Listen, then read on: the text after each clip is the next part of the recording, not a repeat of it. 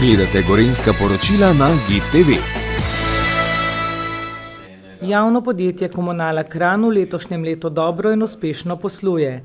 Soočajo se predvsem z izrazito rastjo cen energentov in drugih storitev na področju številnih dejavnosti, kar bistveno vpliva na oblikovanje cen in rast prihodkov.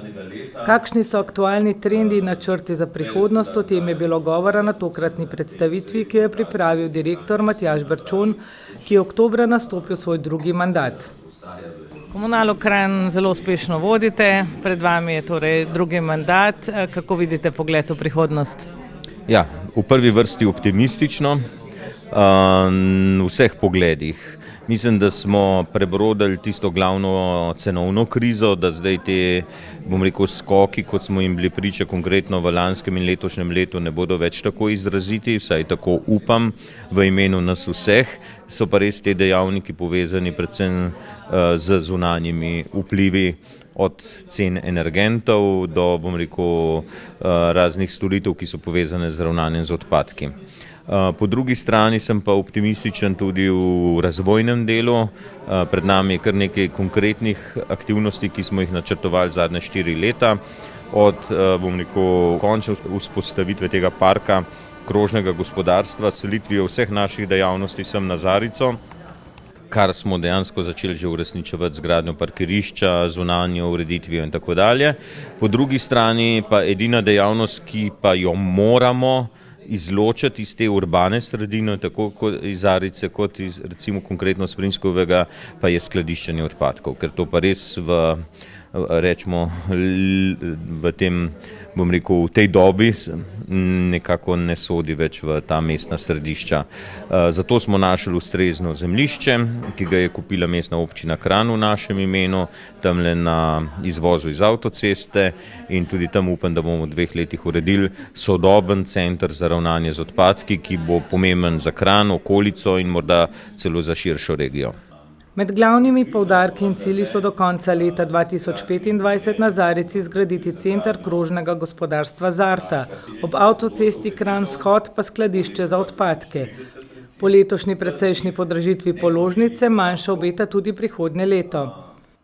Gospod direktor, dejali ste, da proizvedemo preveč odpadkov. Kakšna je torej naša prihodnost?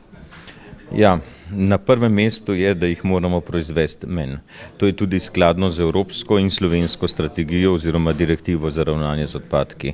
V našem okolju jih praktično vsako leto, ne glede na to, kako se trudimo kot posamezniki, kot skupnost, kot komunala, kot občine, proizvedemo po približno 5% več in več. Ko sem jaz prihajal v to okolje pred 4 leti, je bilo slabih 22.000, danes imamo 26.000 ton. In zato ni kriva komunala, kot včasih takole se ljudje jezijo. To smo mi potrošniki, ker kupujemo stvari v embalaži, pretirani embalaži. Veliko so se spremenile te naše navade v času covidne krize. Navadili smo se, da nam na dom zapakirano pripeljejo praktično vsako stvar. Ko bomo te navade seveda spremenili, bomo lahko trend obrnili navzdol.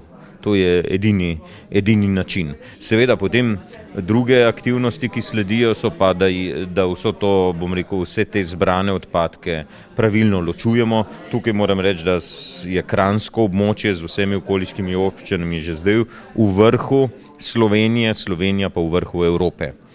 Praktično na slovenskem nivoju na izvoru ločimo približno 60%, v Kranju konkretno 70% odpadkov. Tako da tukaj smo zelo pridni, marljivi, ampak kot rečeno, ko bomo skrčili skupno količino odpadkov, bo pa ta rezultat še toliko boljši. Smeli načrti samo ljudem še položiti na srce, da naj bojo bolj previdni pri ravnanju z vodo, z odpadki? Čisto preprosto povedano iz našega foha, vsak mora pometati pred svojim pragom. Že v prihodnjem letu pa Komunala Kranj na degradiranem območju centralne čistilne naprave Kranj načrtuje zagon sončne elektrarne.